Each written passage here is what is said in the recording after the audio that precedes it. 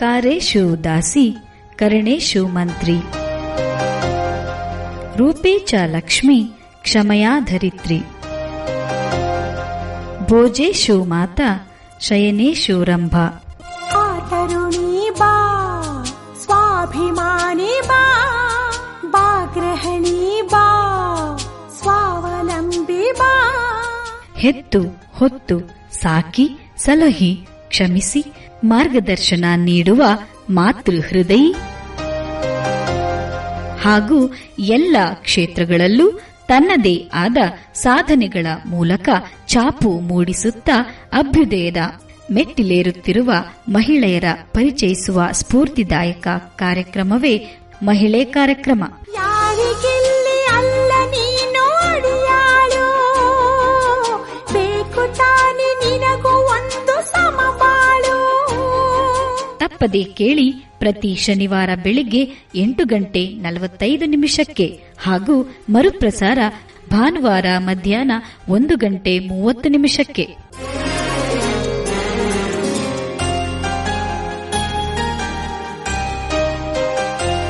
ಆತ್ಮೀಯ ಜನಧ್ವನಿ ಕೇಳುಗರಿಗೆಲ್ಲ ನಮಸ್ಕಾರ.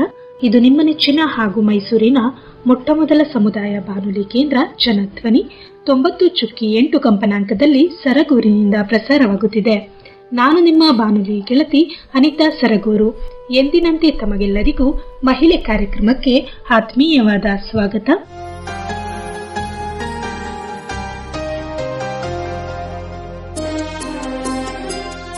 ಕೇಳುಗರೆ, ಪ್ರಸ್ತುತ ದಿನಗಳಲ್ಲಿ ಮಹಿಳೆಯರು ಹಲವಾರು ಕ್ಷೇತ್ರಗಳಲ್ಲಿ ಪುರುಷರಷ್ಟೇ ಸಮಾನವಾದ ಕೆಲಸಗಳನ್ನು ಮಾಡುತ್ತಿದ್ದಾರೆ. ಮಹಿಳೆಯರು ಅಬಲೆಯರಲ್ಲ ಸಬಲೆಯರು ಎನ್ನುವುದು ಪದೇ ಪದೇ ಮನದಟ್ಟಾಗುತ್ತಿದೆ. ಮಹಿಳೆಯರು ಸಹ ಸ್ವ ಉದ್ಯೋಗ ಮಾಡುತ್ತಾ ಸ್ವಾವಲಂಬನೆ ಜೀವನ ನಡೆಸುತ್ತಾ ಆರ್ಥಿಕವಾಗಿ ಮುನ್ನಡೆದು ಸಮುದಾಯದ ಮಹಿಳೆಯರಿಗೆ ಮಾದರಿಯಾಗಿರುವುದನ್ನು ನಾವು ಕಾಣಬಹುದು.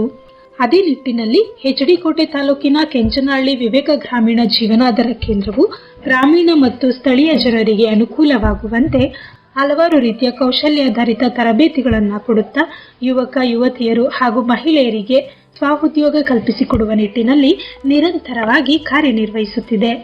ಅಂತೆಯೇ ಎಲೆಕ್ಟ್ರಿಕ್ ತರಬೇತಿ, ಕಂಪ್ಯೂಟರ್ ತರಬೇತಿ, ಟೈಲರಿಂಗ್ ತರಬೇತಿ, ಬ್ಯೂಟಿಷಿಯನ್ ತರಬೇತಿ, ಅಣಬೆ ಬೇಸಾಯ, ಸ್ಪೋಕನ್ ಇಂಗ್ಲಿಷ್, ಕುರಿ ಸಾಕಾಣಿಕೆ, ಹೈನುಗಾರಿಕೆ, ರೇಷ್ಮೆ ಹುಳು ಸಾಕಾಣಿಕೆ, ಇನ್ನೂ ಹಲವು ರೀತಿಯ ತರಬೇತಿಗಳನ್ನು ಕೊಡುತ್ತಾ ಬರುತ್ತಿರುವುದು ನಮಗೆ ಗೊತ್ತೇ ಇದೆ. ಕೇಳುಗರೆ, ಇವತ್ತು ನಾವು ಹುಣಸೂರು ತಾಲೂಕಿನ ಗುರುಪುರ ಗ್ರಾಮದಲ್ಲಿ ಶ್ರೀಮತಿ ಕಾವ್ಯರವರು ಫ್ಯಾಷನ್ ಡಿಸೈನಿಂಗ್ ತರಬೇತಿಯನ್ನು ಪಡ್ಕೊಂಡು ಪ್ರಸ್ತುತ ಸ್ವ ಉದ್ಯೋಗ ಮಾಡುತ್ತಾ ಆರ್ಥಿಕವಾಗಿ ಸಬಲರಾಗಿದ್ದಾರೆ. ಹಾಗಿದ್ರೆ ಬನ್ನಿ ಕೇಳಿದ್ರೆ ತಡ ಮಾಡೋದು ಬೇಡ, ಅವರನ್ನ ಕಾರ್ಯಕ್ರಮಕ್ಕೆ ಸ್ವಾಗತಿಸೋಣ. ಮತ್ತೆ ಅವರಿಂದಲೇ ಒಂದಷ್ಟು ವಿಚಾರಗಳನ್ನ ತಿಳಿಯೋಣ. ಮೇಡಮ್, ಮೊದಲನೇದಾಗಿ ಕಾರ್ಯಕ್ರಮಕ್ಕೆ ಸ್ವಾಗತ. ಸ್ವಾಗತ ಮೇಡಮ್. ಮೂಲತಃ ಎಲ್ಲಿ ಅವರು, ನಿಮ್ಮ ಒಂದು ಸಣ್ಣ ಪರಿಚಯನ ನಮಗೆ ತಿಳಿಸೋದಾದ್ರೆ? ಮೂಲತಃ ನನ್ನ ಹುಟ್ಟು ಊರು ಬನ್ನೂರು, ನನ್ನ ಮದುವೆ ಆಗಿದ್ದ ಊರು ಗುರುಪುರ. ನಾವು ವರ್ಕ್ಗೋಸ್ಕರ ನಮ್ಮ ಹಸ್ಬೆಂಡ್ ಮತ್ತು ನಾವು ಮೈಸೂರಲ್ಲೇ ವರ್ಕ್ ಮಾಡ್ಕೊಂಡಿದ್ದು. ನಮ್ಮ ಅತ್ತೆಗೆ ಸ್ಟೋವ್ ಕೊಡಿದ್ದು. ನಮ್ಮ ಹಸ್ಬೆಂಡ್ ಒಬ್ಬರೇ, ಮತ್ತು ಅವ್ರು ನೋಡ್ಕೊಳಕ್ಕೆ ಯಾರೂ ಇಲ್ಲ ಅಂತ ನಾವು ಇಲ್ಲಿಗೆ ಬಂದು 2 years ಆಯಿತು. 2 ವರ್ಷದಿಂದ ಈ ಗುರುಪುರದಲ್ಲಿ ವಾಸ ಇದ್ದೀರಾ? ನಿಮ್ಮ ಒಂದು ಶಿಕ್ಷಣವನ್ನು ನಮಗೆ ತಿಳಿಸೋದಾದ್ರೆ? ನಾನು ಎಜುಕೇಶನ್ 10th ಅಷ್ಟೇನೆ ನಾನು ಪಾಸ್ ಆಗಿರೋದು. ಅಂದರೆ ಫಸ್ಟ್ ಇಯರ್ ಓದ್ತಾ ಇದ್ದೆ. ಅದಕ್ಕೆ ಆವಾಗ ಮನೆಯಲ್ಲಿ ಸಮಸ್ಯೆ ಬಂತು. ಎಜುಕೇಶನ್ ಇದು ಮಾಡಿ ವರ್ಕ್ ಮಾಡ್ತಾ ಇದ್ದೆ. ಏನು ಕೆಲಸ ಮಾಡ್ತಾ ಇದ್ರಿ? ನಾನು ಗಾರ್ಮೆಂಟ್ಸಲ್ಲಿ PM ಸರ್ ಪ್ರೊಡಕ್ಷನ್ ರೈಟ್ರಾಗಿ ವರ್ಕ್ ಮಾಡಿದ್ದೀನಿ. ಮತ್ತು ಲೂನರ್ಸಲ್ಲಿ ಸೂಪರ್ವೈಸರ್ ಆಗಿ ವರ್ಕ್ ಮಾಡಿದ್ದೀನಿ ಸುಮಾರು 5-6 ವರ್ಷ. ಮತ್ತು ಗಾರ್ಮೆಂಟ್ಸಲ್ಲಿ ಒಂದು 2-3 ವರ್ಷ ಮಾಡಿದ್ದೀನಿ. ಸೊ SLC ಮುಗಿದ ನಂತರ ನಿಮ್ಮದೊಂದು ಮದುವೆ ಆಯಿತು. ಹಾಗಿದ್ರೆ ಕುಟುಂಬದಲ್ಲಿ ನೀವು ಯಾರ್ಯಾರಿದ್ದೀರಿ ಮೇಡಮ್? ಇವಾಗ ನಮ್ಮ ಅತ್ತೆ, ನಮ್ಮ ಮಾವ, ನನ್ನ ಮಗ, ನಾನು ಮತ್ತು ನನ್ನ ಗಂಡ. ಸ್ವ ಉದ್ಯೋಗ ಯಾವಾಗಿಂದ ಆರಂಭ ಮಾಡಿದ್ರಿ? ಈ ಒಂದು ಟೈಲರಿಂಗ್ ತರಬೇತಿಯನ್ನು ನೀವು ಎಲ್ಲಿ ಪಡ್ಕೊಂಡ್ರಿ? ಇದರ ಬಗ್ಗೆ ನಮಗೆ ವಿವರವಾಗಿ ತಿಳಿಸ್ಕೊಡಿ ಮೇಡಮ್. ಮೇಡಮ್, ನನಗೆ ಟೈಲರಿಂಗ್ ತರಬೇತಿ ಅಂದರೆ ನಾನು ಮನೇಲೇ ಕುಂತು ಬೇಜಾರಾಗ್ತಿತ್ತು. ನಾನು ಅಲ್ಲಿ ಕೆಲಸನ ಮಾಡ್ತಾನೆ ಇದ್ದೆ. ಇಲ್ಲಿಗೆ ಬಂದಮೇಲೆ 1 year ಮನೇಲೇ ಕುಂತು ನಂಗೆ ಬೇಜಾರಾಯ್ತಿತ್ತು. ಅವಾಗ ಮನೆಯಲ್ಲಿ ಬಿಟ್ಟು ಹೊರಗಡೆ ಹೋಗೋಕ್ಕೆ ನಮ್ಮ ಮನೇಲಿ ಪೇಷಂಟ್ ಇದ್ದಾರೆ ಇಬ್ಬರು, ಅವ್ರು ಬೇರೆ ನೋಡ್ಕೋಬೇಕು. ಆವಾಗ ಅಟ್ಲೀಸ್ಟ್ ಟೈಲರಿಂಗ್ ಆದರೆ ಇದರಲ್ಲಿ ನಾವು ತೊಡಗಿಸ್ಕೊಂಡ್ರೆ ನಾವು ಜೀವನ ಪೂರ್ತಿ ಜೀವನನ ಸಾಧಿಸ್ಬೋದು ಅಂದ್ಕೊಂಡು ನಾನು ಕಲಿಬೇಕು ಅಂತ ಅಂದ್ಕೊಂಡಿದ್ದೆ. ಇಲ್ಲೇ ನಮ್ಮ ಇದರಲ್ಲಿ ಅಂಗನವಾಡಿ ಟೀಚರ್ ನಮಗೆ ಹಿಂಗೆ ಹುಣಸೂರ್ಲಿ ಒಂದು ಹೇಳ್ಕೊಡ್ತಾ ಇದ್ದಾರೆ ಹೋಗಿ ಅಂತ ಒಂದು ಪಾಂಪ್ಲೆಂಟ್ನ ಕೊಟ್ಟಿದ್ರು. ಅವಾಗ ನಾನು ಕಾಲ್ ಮಾಡಿದೆ. ಅವಾಗ ರಾಜು ಸರ್ ಮತ್ತೆ ಚಂದ್ರೇಶ್ ಸರ್ ಅಂತ ಇದ್ರು, ಅವ್ರ ನಂಬರ್ ಸಿಕ್ತು.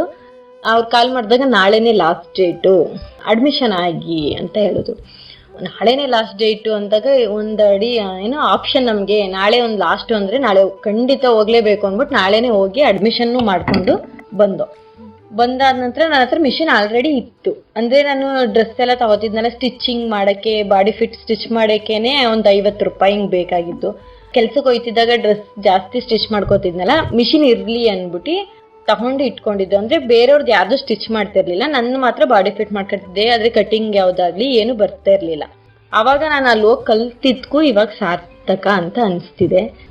ಹುಣಸೂರ್ಲಿ ನನಗೆ ಸ್ವಾಮಿ ಯೂತ್ ಮೂಮೆಂಟಿಂದ ನಾನು ಚೆನ್ನಾಗಿ ಕಲ್ತಿದ್ದೀನಿ. ಮತ್ತು ಇವಾಗ ಯಾರ ಮೇಲೂ ಡಿಪೆಂಡ್ ಆಗಬೇಕು ಅಂತ ಏನಿಲ್ಲ, ನನ್ನ ಸ್ವಂತ ದುಡಿಮೆಯಿಂದ ನಾನು ಇದು ಮಾಡ್ತೀನಿ ಅನ್ನೋ ಧೈರ್ಯ ಇದೆ. ಒಂದು ಕಲ್ತಿದ್ದಕ್ಕೆ ನನಗೆ ಮನೆ ಬೇರೆ ಕಡೆ ಹೋಗಿ ಟೈಮಿಂಗ್ಸು ಬೆಳಿಗ್ಗೆ ಇಷ್ಟು ಗಂಟೆಗೆ ಹೋಗಬೇಕು, ಸಂಜೆ ಇಷ್ಟು ಗಂಟೆಗೆ ಬರಬೇಕು ಅನ್ನೋದು, ಒಂದು ಕಡೆ ವರ್ಕ್ ಅಂತ ಹೋದರೆ ಇಷ್ಟು ಗಂಟೆ ಒಳಗೆ ಇರಬೇಕು, ಏನೋ ಒಂದಿನ ಎಕ್ಸ್ಕ್ಯೂಸ್ ಕೊಡ್ತಾರೆ, 2 ಡೇಸ್ ಎಕ್ಸ್ಕ್ಯೂಸ್ ಕೊಡ್ತಾರೆ.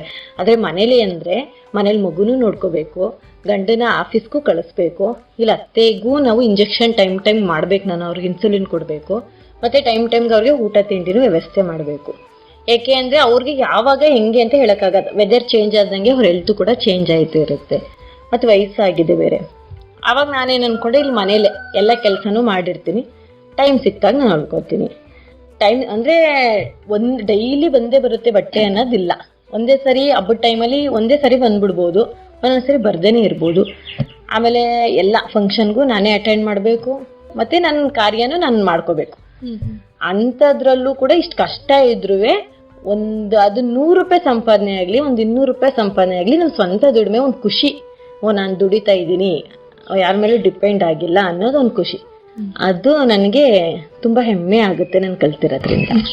ಅಂದ್ರೆ ಹುಣಸೂರಿನಲ್ಲಿ ನನಗೆ ಅಂಗನವಾಡಿಯಿಂದ ಇನ್ಫಾರ್ಮೇಶನ್ ಬಂತು, ಹುಣಸೂರಿನಲ್ಲಿ ಒಂದು ಫ್ಯಾಷನ್ ಡಿಸೈನಿಂಗ್ ತರಬೇತಿ ನಡೀತಾ ಇದೆ ಅಂತ ಹೇಳಿದ್ರಿ. ಅದಾದ ನಂತರ ನೀವು ಅದ್ರ ಮಾರನೆಗೆ ಹೋಗಿ ಅಡ್ಮಿಷನ್ ಆದ ನಂತರ ಎಷ್ಟು ತಿಂಗಳ ತರಬೇತಿ ಇತ್ತು, ಯಾವ ರೀತಿ ನಿಮಗೆ ಆ ಒಂದು ತರಬೇತಿ ಸಿಕ್ತು? ಮೇಡಮ್, ನಮಗೆ 3 ತಿಂಗಳು ಕೋರ್ಸ್ ಇತ್ತು. 3 ತಿಂಗಳು ತರಬೇತಿನ ಹೇಳ್ಕೊಟ್ರು. ಬೇಸಿಕ್ ಇಂದನೂ ಕೂಡ ನೀಟಾಗಿ ಹೇಳ್ಕೊಟ್ರು. ಅಂದರೆ ಮಿಷಿನ್ಗೆ ನೀಡ್ಲ್ ಹಾಕಿ ಥ್ರೆಡ್ ಹಾಕಿ ಸ್ಟಿಚ್ ಮಾಡಿ ಎಷ್ಟೋ ಜನಕ್ಕೆ ನನಗೆ ಅಟ್ಲೀಸ್ಟ್ ಗೊತ್ತಾಯ್ತಿತ್ತು. ಎಷ್ಟೋ ಜನಕ್ಕೆ ಮಿಷಿನ್ ಪೆಟ್ಲು ತುಡಿದ್ರೆ ಮಿಷಿನೇ ಮುಂದಕ್ಕೆ ಹೋಯ್ತಾಯಿತ್ತು, ಬಟ್ ಅವರು ಇದ್ದ ಕಡೆನೇ ಮಿಷಿನ್ ಮಾತ್ರ ಮುಂದಕ್ಕೆ ಹೋಯ್ತಾನೆ ಇತ್ತು ಆಗಿತ್ತು. ಆಗಿರೋರು ಈಗ ಬ್ಲೌಸ್ನ ಹೊಲಿಯೋ ತನಕ ಬಂದಿದ್ದಾರೆ ಅಂದರೆ ನಮ್ಮ ಅಲ್ಲಿ ಪರಿಶ್ರಮ, ಅವ್ರು ಹೇಳ್ಕೊಟ್ಟಿರೋ ರೀತಿ ಎರಡೂ ಕೂಡ ಈಕ್ವಲ್ ಆಗಿದ್ರೆ ಮಾತ್ರ ಅದು ಪರಿಶ್ರಮಕ್ಕೆ ತಕ್ಕ ಫಲ ಸಿಗುತ್ತೆ ಅನ್ನೋದಕ್ಕೆ ನಾನೇ ಎಕ್ಸಾಂಪಲು. ಮತ್ತು ನನ್ನ ಜೊತೆ ಮಾಡಿರೋಂಥ ಪ್ರತಿಯೊಬ್ಬರು ಕೂಡ 1-2-3 ಜನ ಬಿಟ್ಟು ಎಲ್ಲರೂ ಕೂಡ ಮಾಡ್ತಾ ಇದ್ದಾರೆ, ಕಾಂಟ್ಯಾಕ್ಟಲ್ಲಿ ಇದ್ದೀವಿ, ಮಾಡ್ತಾ ಇದ್ದಾರೆ. ಅಂದರೆ 3 ತಿಂಗಳ ಒಂದು ಫ್ಯಾಷನ್ ಡಿಸೈನಿಂಗ್ ತರಬೇತಿಯನ್ನು ಪಡ್ಕೊಂಡ್ರಲ್ಲ, ಅಲ್ಲಿಯ ಅನುಭವವನ್ನು ನೀವು ಹಂಚ್ಕೊಳ್ಳೋದಾದ್ರೆ ಮೇಡಮ್? ಫಸ್ಟು ಜಬೀಲಾ ಅನ್ನೋದನ್ನ ಹೇಳ್ಕೊಟ್ರು. ಜಬೀಲಾ ಮತ್ತು ಪ್ರತಿಯೊಂದು ಹೇಳ್ಕೊಟ್ರು ಮೇಡಮ್. ಚಿಕ್ಕ ಮಕ್ಕಳು ಫ್ರ್ಯಾಕು, ದೊಡ್ಡ ಮಕ್ಕಳು ಫ್ರ್ಯಾಕು, ಅಂದರೆ ಫ್ರ್ಯಾಕ್ಗಳಲ್ಲಿ ಯಾವ್ಯಾವ ಥರ ಡಿಸೈನ್ ಇದೆ. ಲಾಸ್ಟಲ್ಲಿ ಮಾತ್ರ ಬ್ಲೌಸು, ಯಾಕೆಂದರೆ ಬ್ಲೌಸ್ನ ಫಸ್ಟ್ ಬ್ಲೌಸ್ಗೋಸ್ಕರನೇ ಬಂದಿರ್ತಾರೆ ಕಲಿಯೋಕ್ಕೆ. ಅದಕ್ಕೆ ಸ್ಟಾರ್ಟಿಂಗಿಂದನೇ ಬೇಸಿಕ್ಕಿಂದನೇ ಹೇಳ್ಕೊಟ್ರು. ಶರ್ಟ್ ಹೇಳ್ಕೊಟ್ರು, ಪ್ಯಾಂಟ್ ಹೇಳ್ಕೊಟ್ರು, ಅಂಬ್ರೆಲ್ಲಾ ಫ್ರ್ಯಾಕ್ ಹೇಳ್ಕೊಟ್ರು, ಮತ್ತು ಲಾಂಗ್ ಗೌನ್ ಹೇಳ್ಕೊಟ್ರು, ಚೂಡಿದಾರ ಪ್ಯಾಂಟಲ್ಲಿ 2-3 ಥರ pant, plaza pant, dhoti pant, normal pants, ಎಲ್ಲ ರೀತಿನೇ ಹೇಳ್ಕೊಟ್ರು. ನಾವೆಲ್ಲ ರೀತಿನೂ ನಾವು ಚಿಕ್ಕದಾಗಿ ಹೊಲಿಲ್ಲ, ನಮ್ಮ ಮನೆಯವ್ರಿಗೆ ಆಗಂಥದ್ನೇ ನಾವು ಹೊಲ್ದೋ. ಒಂದು ಚಿಕ್ಕದಾಗಿ ಹೊಲ್ದಿ ಇದು ಮಾಡೋದು ಆಗಲಿಲ್ಲ. ನಾವು ಮೆಜರ್ಮೆಂಟ್ ಹಾಕಿನೇ ನಾವು ಹೊಲ್ಕೊಂಡು ಮನೆಯವ್ರಿಗೆ ನಾನು ಶರ್ಟ್ ಹೊಲ್ದೆ, ನಮ್ಮ ಮಾವನ್ ಕೊಟ್ಟೆ, ಸ್ಕೂಲ್ ಪ್ಯಾಂಟ್ಗಳು ಹೊಲ್ದೆ, ನನ್ನ ಫ್ರೆಂಡ್ ಮಕ್ಳಿಗೆ ಕೊಟ್ಟೆ, ಡ್ರೆಸ್ಗಳು ನಾನೇ ಹೊಲ್ಕೊಂಡೆ.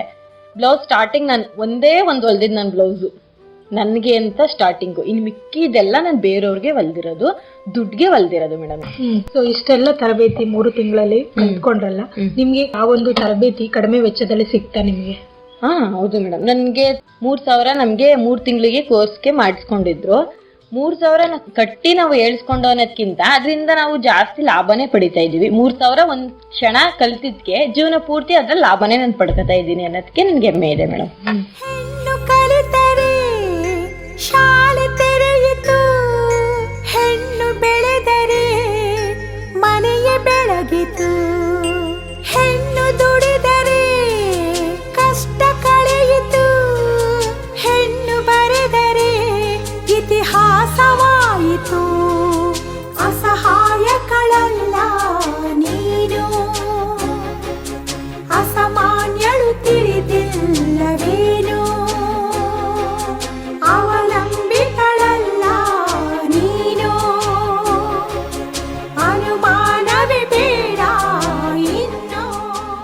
ಒಂದು ಟೈಲರಿಂಗ್ ತರಬೇತಿಯನ್ನ ಪಡಿಬೇಕು ಅಂತ ಏನಕ್ಕೆ ಅನ್ನಿಸ್ತು ಮೇಡಮ್ ನಿಮ್ಗೆ? ಇದ್ರ ಬಗ್ಗೆ ಆಸಕ್ತಿ ಹೇಗೆ ಬಂತು?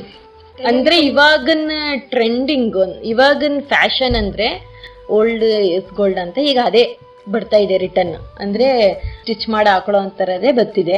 ಸುಮ್ನೆ ವೇಸ್ಟ್ ಸೀರೆ, ಎಷ್ಟೋ ಜನ ಸೀರೆ ಹಳೇದ ಹತ್ತ ತಕ್ಷಣ ಹೊರಗಡೆ ಹಾಕ್ತಾರೆ. ಅದ್ರ ಬದಲು ಹೊರತುಪಡಿಸಿ ಫ್ಯಾಷನ್ ಆಗಿ ನಾವು ಅದನ್ನ ಸ್ಟಿಚ್ ಮಾಡಿದ್ರೆ ಅವಾಗ ಅವ್ರಿಗೆ ಹೊಲ್ಸ್ಕೊಳ್ಳೋರ್ಗು ಖುಷಿ ಆಗುತ್ತೆ.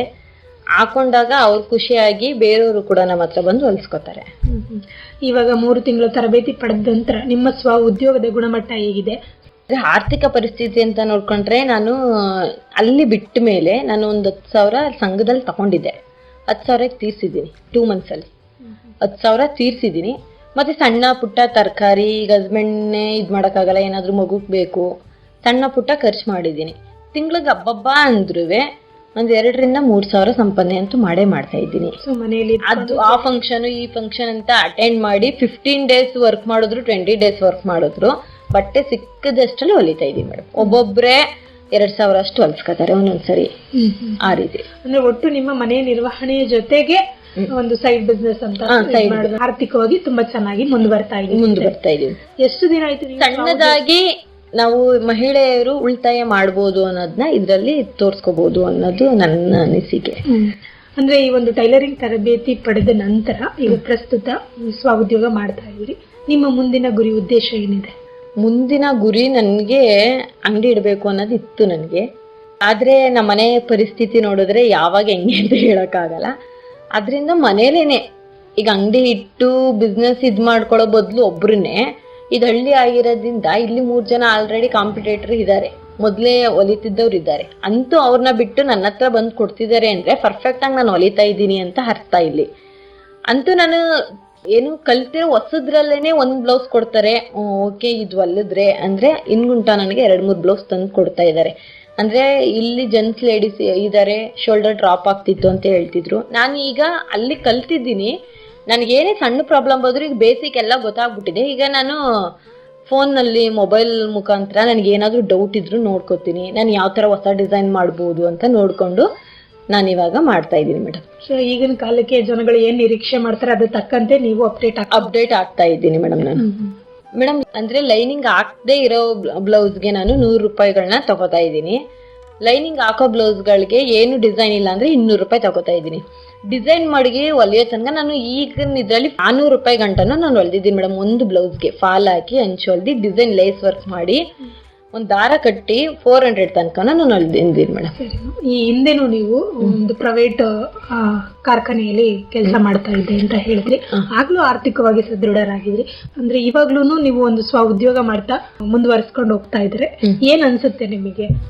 ಅಂದ್ರೆ ಅಲ್ಲಿಗೆ ಅಂದ್ರೆ ಪಕ್ಕ ಟೈಮಿಂಗ್ಸ್ ಅಂತ ಇತ್ತು. ಅಂದ್ರೆ ಅವ್ರು ಹೇಳ್ದಂಗೆ ನಾವು ಕೇಳಬೇಕಾಗಿತ್ತು. ಅವಾಗ ಈ ಟೈಮಿಂಗ್ಸ್ ಬರಬೇಕು, ಆ ಟೈಮಿಂಗ್ಸ್ ಹೋಗ್ಬೇಕು, ಈ ಟೈಮಿಂಗ್ಸ್ ಒಳಗೆ ನಾವು ಬೇಗ ಹೋಗ್ಬೇಕು. ಯಾವ ಟೈಮಿಂಗ್ಸ್ ವರ್ಕ್ ಟೈಮಿಂಗ್ಸ್ ಬಿಟ್ಟು ವರ್ಕ್ ಮುಗಿದ್ಮೇಲೆ ಹೋಗ್ಬೇಕು, ಇಲ್ಲ ಔಟ್ ಪಾಸ್ ಅಂದ್ರೆ 1 hour ಅಷ್ಟು ಕೊಡ್ತಿದ್ರು. ಅದು ಬಿಟ್ರೆ ನಮ್ಮ ಇಷ್ಟ ಬಂದಂಗೆ ಫಂಕ್ಷನ್ ಅಟೆಂಡ್ ಮಾಡ್ಕೊಂಡು ಮನೆಯವ್ರನ್ನೂ ನೋಡ್ಕೊಂಡು ಇದನ್ನೆಲ್ಲ ನಿರ್ವಹಣೆ ಮಾಡಕ್ ನಮ್ಮ ಕೈಲಿ ಆಯ್ತಾ ಇರ್ಲಿಲ್ಲ. ಇದು ಅಂದ್ರೆ ಎಲ್ಲಾನು ನಿಭಾಯಿಸ್ಕೊಂಡು ಮನೆಯಲ್ಲಿ ನಾವು ಎಷ್ಟಾಗುತ್ತೆ ಅಷ್ಟ ನಾವು ಮಾಡ್ಬೋದು, ಸಂಪಾದನೆ ಅನ್ನೋದನ್ನ ಮಾಡ್ಬೋದು ಅನ್ನೋದು ಖುಷಿ. ಒಟ್ಟು ಈ ಒಂದು ಸ್ವ ಉದ್ಯೋಗದಲ್ಲಿ ತುಂಬಾ ಖುಷಿನ ಕಂಡುಕೊಂಡಿದ್ದೀರಿ. ಈ ಹಿಂದೆ 3 ತಿಂಗಳ ಒಂದು ತರಬೇತಿಯನ್ನ ನೀವು ಗುರುಪುರದಿಂದ ಹುಣಸೂರಿಗೆ ಹೋಗಿ ಪಡ್ಕೊಂಡ್ರಿ. ಆವಾಗ ಕುಟುಂಬದ ಸಹಕಾರ ಎಲ್ಲ ಹೇಗಿತ್ತು ಮೇಡಮ್? ಕುಟುಂಬದ ಸಹಕಾರ ಅಂದ್ರೆ ಮೇಡಮ್, ನಾನು ಈಗ ಅತ್ತೆ ಮಾವ ಎಲ್ಲ ಇದ್ದಾರೆ ಅಲ್ವಾ, ಅವ್ರ ಪೇಷಂಟ್ ಬೇರೆ. ಬೆಳಿಗ್ಗೆ ಅವ್ರಿಗೆ ತಿಂಡಿ ಮಾಡಿಟ್ಟು ಮಧ್ಯಾಹ್ನಕ್ಕೂ ಅವ್ರಿಗೆ ಏನ್ ಬೇಕು ಊಟ ಎಲ್ಲ ಮಾಡಿಟ್ಟು ಆಮೇಲೆ ನಾನು ಹೋಗ್ಬೇಕಾಗಿತ್ತು. ಅಲ್ಲಿ ನಾನು ನನ್ನ ಪರಿಸ್ಥಿತಿನ ನಾನು ನಮ್ಮ ಸರ್ ಜೊತೆ ನಮ್ಮ ಮೇಡಮ್ ಜೊತೆ ಹೇಳ್ಕೊಂಡಿದ್ದೆ. ಸರ್ರು ಕೂಡ ನಮ್ಮ ಮನೆಗೆ ಬಂದು ನೋಡಿದ್ರು. ಅದರಿಂದ ಅವರು ನನಗೆ ಒಂದು ಸ್ವಲ್ಪ ಬೆಂಬಲ ಮಾಡಿದ್ರು. ಪರವಾಗಿಲ್ಲ, ನಿಮ್ಮ ಮನೆ ಹೀಗಿದ್ದೆ, ನೀವಿರೋ ಟೈಮಲ್ಲಿ ನೀವು ಕಲೀರಿ ಅಂತ. ಅಂದ್ರೆ ಅವ್ರಿಗೆ ಇನ್ನೊಂದು ಹೋಪ್ ಏನಂದ್ರೆ ಬೇರೆಯವ್ರ ಸಮಕ್ಕೆ ನಾನು ಬರ್ತಿದ್ದೆ. ಅವರು ಮುಂದೆ ಹೋಗಿದ್ರು, ಒಂದು 2 hours 3 hours ಬೇಗ ಹೋಗಿದ್ರು. ನಾನು 11 o'clock ಹೋಗಿದ್ರು, ಅವ್ರು 9 o'clock ಹೋಗಿದ್ರು. ಅವ್ರಿಗಿಂತ ಮುಂದೆನೆ ನಾನು ಇರ್ತಿದ್ದೆ. ಅದೊಂದು ಅವರು ನನಗೆ ಬೆಂಬಲ ಮಾಡಕ್ಕೆ ಒಂದು ಕಾರಣ ಆಗಿತ್ತು. ಬಸ್ಸಲ್ಲೇ ಹೋಯ್ತಿದ್ದು. ಅಂದ್ರೆ ಇಲ್ಲಿ ಟೈಮ್ ಅರ್ಧ ಗಂಟೆಗೆ ಒಂದು ಬಸ್ಸು, 1-2 ನಿಮಿಷ ಬಸ್ ಆದ್ರೂ ನಾವ್ ಇಲ್ಲಿ ಹೋಯ್ತಾ ಇದ್ರು ಅಲ್ಲಿ ಬಸ್ ನಿಲ್ಸಲ್ಲ. ಒಂದು ಬಸ್ ನಿಲ್ಸಲ್ಲ ಅಂದ್ರೆ ಇನ್ನು ಅರ್ಧ ಗಂಟೆ ಅಲ್ಲಿ ಕೂತ್ಕೊಳ್ಳೇಬೇಕು. ಅದು ಒಂದ್ ಸ್ವಲ್ಪ ಸಮಸ್ಯೆ ಆಗಿತ್ತು. ಅದು ಬಿಟ್ರೆ ಇನ್ನೇನಿಲ್ಲ ಮೇಡಮ್. ಆಮೇಲೆ ನಮ್ಮ ಅಮ್ಮಂಗೂ ನಾನೇ ಸ್ನಾನ ಮಾಡಿಸ್ಬೇಕು, ನಮ್ಮ ಅತ್ತೆಗೂ ಪ್ರತಿಯೊಂದು ಅವ್ರದ್ದೆಲ್ಲ ನಾನೇ ನೋಡ್ಬೇಕು.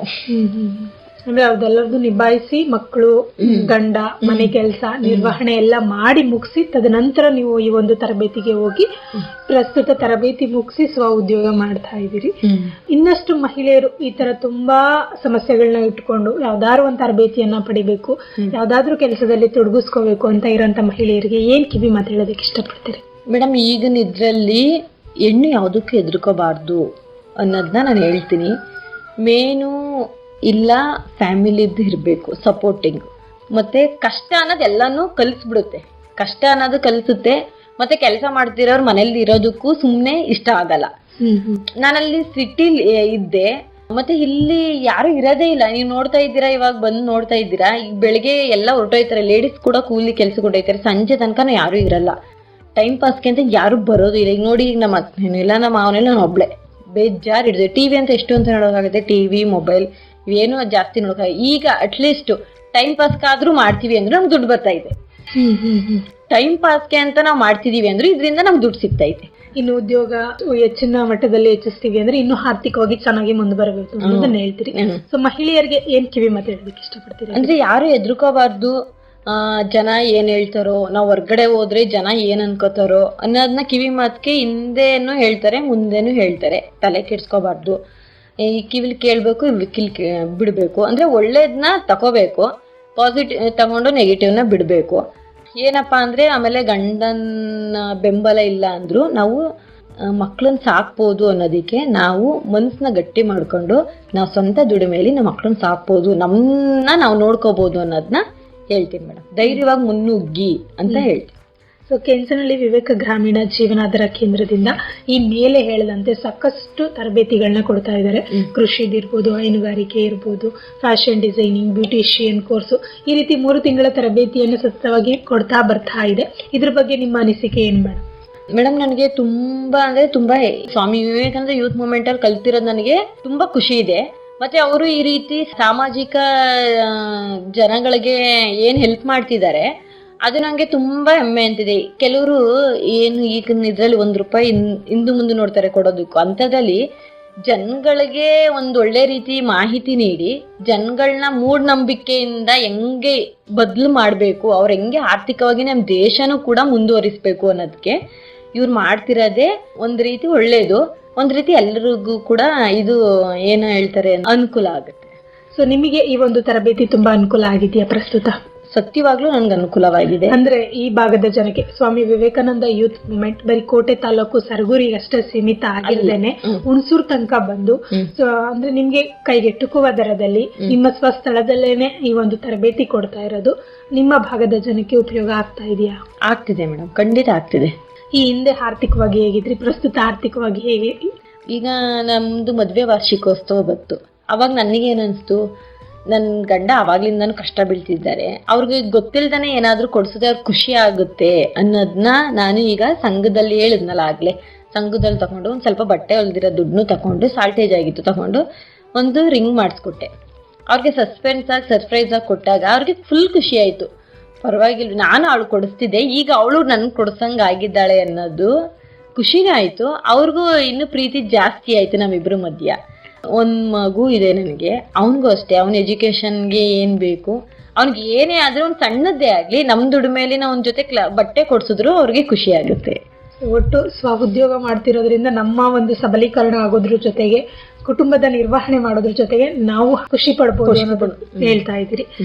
ಸೊ ನಾವು ಸಾಕಷ್ಟು ಆತ್ಮತೃಪ್ತಿಯಿಂದ ಕೆಲಸ ಮಾಡ್ಬೋದು ಅನ್ನೋದನ್ನ ಕುರಿತು ಸಾಕಷ್ಟು ಮಾಹಿತಿಯನ್ನ ಹಂಚ್ಕೊಂಡ್ರು ಮೇಡಮ್.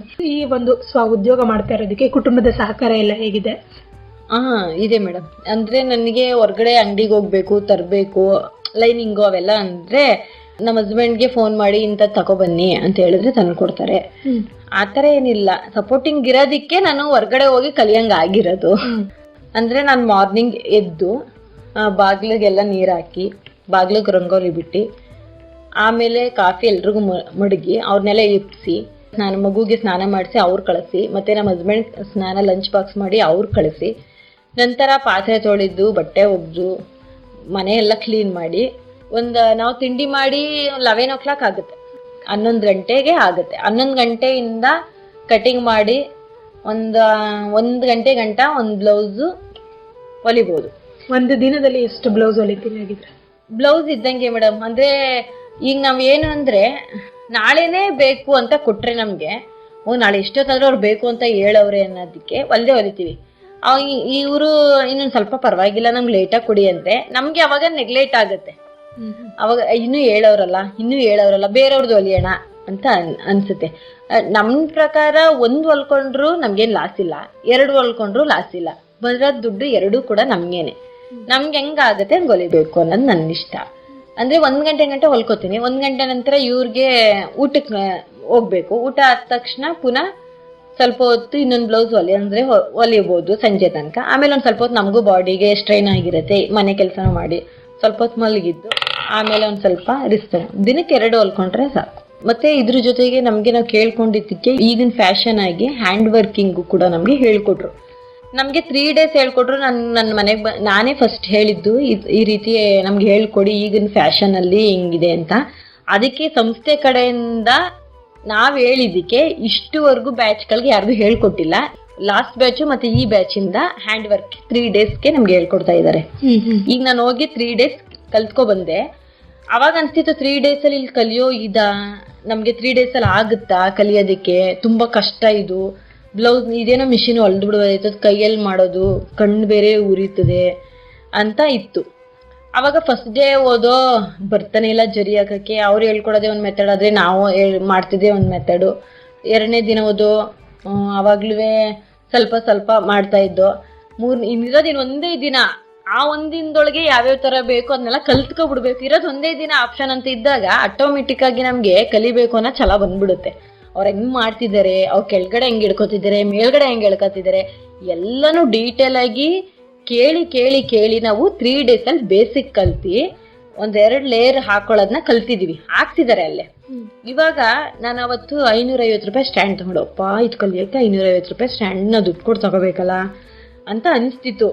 ಕಲ್ತಾದ್ಮೇಲೆ ಏನನ್ಸ್ತೈತೆ ಅಂದ್ರೆ ಮಿನಿಮಮ್ ಅಂದ್ರೆ ಅದು ಹ್ಯಾಂಡ್ ವರ್ಕ್ಗೆ 1,000 ರೂಪಾಯಿ ಮೇಲೇನೆ, ಸಿಂಪಲ್ ಆಗಿ ಡಿಸೈನ್ 1,000 ರೂಪಾಯಿ ಮೇಲೇನೆ. ಇವ್ ನನ್ನ ಬ್ಲೌಸ್ಗೆ 550 ರೂಪಾಯಿ ಬಂಡವಾಳ ಹಾಕಿದೀನಿ. ಈ ನನ್ನ ಬ್ಲೌಸ್ಗೆ ನಾನು ಮಾಡ್ಕೋತೀನಿ ಗ್ರ್ಯಾಂಡ್ ಆಗಿ ಅಂದ್ರೆ 3,000, 3,500, 4,000, 5,000 ಹಿಂಗೆ. ಅದು ಒಂದ್ ಬ್ಲೌಸ್ ಮಾಡ್ಕೋತೀನಿ ಅಂದ್ರೆ ನನಗೆ 3,000 ಸೇವ್ ಆಯ್ತದೆ. ಬೇರೆಯವ್ರಿಗೆ 3,000 ಕೊಡೋದನ್ನ ನಾನು ಕಲ್ತಿರೋದಕ್ಕೆ ನಾನೇ ಮಾಡ್ಕೊಂಡ್ರೆ ನನಗೆ ದುಡ್ಡು ಸೇವ್ ಆಗುತ್ತೆ. ಬೇರೆಯವ್ರು ಮಾಡೋದು ಬೇಡ, ನಮ್ಗೆ ನಾವು ಮಾಡ್ಕೊಂಡ್ರೆ ನಮ್ಗೆ ಈಸಿ ಆಗುತ್ತೆ. ಅವ್ರು ನಮ್ ನೋಡ್ಕೊಂಡು ನಮಗೂ ಒಂದ್ ಸ್ವಲ್ಪ ಮಾಡ್ಕೊಡಿ ಅಂತ ಹೇಳ್ತಾರೆ. ನಮ್ದು ಮಾಡಿ ನಾವು ಹಾಕೊಂಡಾಗ ಬೇರೆಯವ್ರು ಹೇಳ್ತಾರೆ, ಅವಾಗ ನಮಗೂ ಖುಷಿ ಆಗುತ್ತೆ ಅನ್ನೋದು. ಇವಾಗ ಬೇಸಿಕ್ ಕಲ್ತಿದ್ದಾರೆ, ಹೇಳ್ಕೊಟ್ಟಿದ್ದಾರೆ. ಅದನ್ನ ನಮ್ ಡಿಸೈನ್ ನಮ್ಗೆ ಮೊಬೈಲಲ್ಲಿ ಈಗ ಟಚ್ ಗೊತ್ತಾಗಿದೆ ಹೆಂಗ್ ಮಾಡ್ಬೇಕು ಅಂತ. ಡಿಸೈನ್ಸ್ ನೋಡ್ತಾ ಫೋನಲ್ಲಿ ಅವಾಗ ನಾವ್ ಹಿಂಗ್ ಮಾಡ್ಕೋಬೇಕು, ಈ ರೀತಿ ಮಾಡ್ಕೋಬೇಕು ಅನ್ನೋದು ನಮ್ಗೆ ಆಲ್ರೆಡಿ ಬಂದ್ಬಿಟ್ಟಿದೆ. 2ನೇ ದಿನಕ್ಕೆ ನಾನು ಫೋನಲ್ಲಿ ಸರ್ಚ್ ಮಾಡ್ತಿದ್ದೆ ಡಿಸೈನ್ಸ್ ನ. ಅಷ್ಟು ಅಂದ್ರೆ ಇವಾಗ ನೀವು ಫ್ಯಾಷನ್ ಡಿಸೈನಿಂಗ್ ತರಬೇತಿಗೆ ಅಂತ ಹೋದವರು ಪ್ರಸ್ತುತ ಹ್ಯಾಂಡ್ ವರ್ಕ್ ಕೂಡ ಕಲ್ತ್ಕೊಂಡಿದೀವಿ. 2 VRLC ಕಡೆಯಿಂದಾನೆ. VRLC ಕಡೆಯಿಂದಾನೆ ಅದು ಕೇಳ್ಕೊಂಡು ನಮ್ ಕಟಿಂಗ್ ಕ್ಲಾಸ್ ತರಬೇತಿ ಮುಗ್ದಿತ್ತು. ಈಗ 2ನೇ ಬ್ಯಾಚ್ ಮುಗಿದ ಬಂದಿದೆ. ಈಗ ಎಂಡಿಂಗ್ ಅಲ್ಲಿ ನಮ್ನ ಕರೆದು ಕೊಡ್ಸಿದ್ದಾರೆ ಅವರು. ಅದು ಖುಷಿ ಆಗಿದೆ. ಅನುಕೂಲ ಹೇಳಿದ್ನಲ್ಲ ಮೇಡಮ್, ನಾನು 550 ರೂಪಾಯಿ ಬಂಡವಾಳ ಹಾಕಕ್ಕೆ ಫಸ್ಟ್ ಅಯ್ಯೋ ಅನ್ಸ್ತಿತ್ತು. ಕಲ್ತಾದ್ಮೇಲೆ ಅನ್ಸ್ತಿದೆ ಕಲ್ತಿದ್ಕು ಸಾರ್ಥಕ ಆಯ್ತು ಅಂತ ಅನ್ಸ್ತಿದೆ. ಕೊನೆಯದಾಗಿ ನಮ್ಮ ಜನಧ್ವನಿ ಕೇಳುಗರಿಗೆ ಏನ್ ಸಂದೇಶ ಹೇಳೋದಕ್ಕೆ ಇಷ್ಟಪಡ್ತೀರಿ? ಅದೇ, ಹೆಣ್ಣು ಯಾವ್ದಕ್ಕೂ ಹೆದರ್ಕೋಬಾರ್ದು, ಮುನ್ನುಗ್ಬೇಕು. ನಾವು ಆರ್ಥಿಕವಾಗಿ ಬದಲಾಗಬೇಕು ಅಂದ್ರೆ ನಾವು ಮುನ್ನುಗ್ಲೇಬೇಕು ಅನ್ನೋದನ್ನ ನಾನು ಮಹಿಳೆಯರಿಗೆ ಒಳ್ಳೆಯ ಸಂದೇಶನ ತಿಳಿಸ್ಕೊಟ್ರು ಮ್ಯಾಮ್. ಬಹಳ ಸಂತೋಷ ಇಷ್ಟೊತ್ತು ನಮ್ಮ ಜೊತೆ ಇದ್ದು ನಿಮ್ಮ ವೈಯಕ್ತಿಕ ಜೀವನ ಹಾಗೂ ಸ್ವ ಉದ್ಯೋಗದ ಕುರಿತು ಸಾಕಷ್ಟು ಮಾಹಿತಿಯನ್ನ ನಮಗೆ ಮತ್ತು ನಮ್ಮ ಕೇಳುಗರಿಗೆ ತಿಳಿಸ್ಕೊಟ್ಟಿದ್ದೀರಿ. ಧನ್ಯವಾದಗಳು. ಥ್ಯಾಂಕ್ಸ್ ಮೇಡಮ್, ನಿಮಗೂ ಕೂಡ ಧನ್ಯವಾದಗಳು. ಕೇಳುಗರೆ, ಇಷ್ಟೊತ್ತು ಕೇಳ್ತಾ ಇದ್ರಿ ಹುಣಸೂರು ತಾಲೂಕಿನ ಗುರುಪುರ ಗ್ರಾಮದ ಶ್ರೀಮತಿ ಕಾವ್ಯಾರವರ ಜೊತೆಗಿನ ಸಂದರ್ಶನ ಕಾರ್ಯಕ್ರಮವನ್ನು. ಮತ್ತೆ ಮತ್ತೊಂದು ಮಹಿಳೆ ಕಾರ್ಯಕ್ರಮದಲ್ಲಿ ನಿಮ್ಮನ್ನ ಭೇಟಿಯಾಗ್ತೀನಿ. ಅಲ್ಲಿಯವರೆಗೂ ಕೇಳ್ತಾ ಇರಿ ಜನಧ್ವನಿ. ಇದು ನಿಮ್ಮ ಧ್ವನಿ, ನಿಮ್ಮೂರಿನ ಧ್ವನಿ, ಜನರ ಧ್ವನಿಯಾದ ಜನಧ್ವನಿ 90.8 ಕಂಪನಾಂಕದಲ್ಲಿ ಸರಗೂರಿನಿಂದ ಪ್ರಸಾರವಾಗುತ್ತಿದೆ. ನಮಸ್ಕಾರ.